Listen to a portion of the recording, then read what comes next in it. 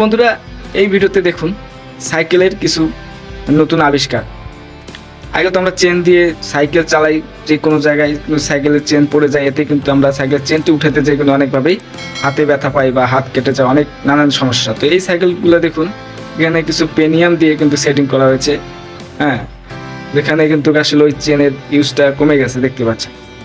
যে এই পেনিয়ামটা লাগার ফলে দেখুন পেনিয়ামটা কিভাবে ওয়ার্ক করবে সেটার প্রসেস দেখানো হচ্ছে।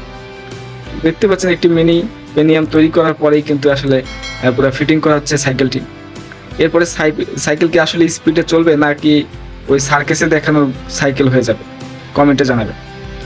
তো দেখতে পাচ্ছেন কিন্তু সুন্দরভাবে চলতেছে।